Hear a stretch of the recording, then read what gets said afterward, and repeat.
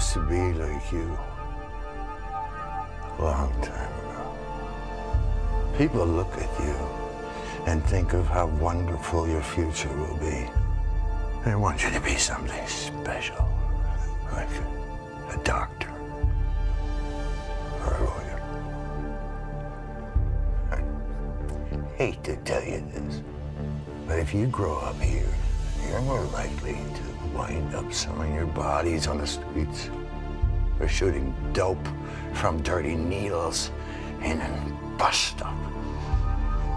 And if you're successful, you'll make money selling junk to crackheads.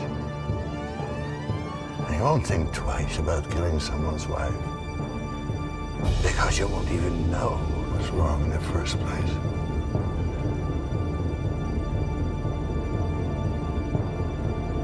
Maybe you'll end up like me, a hobo with a shotgun.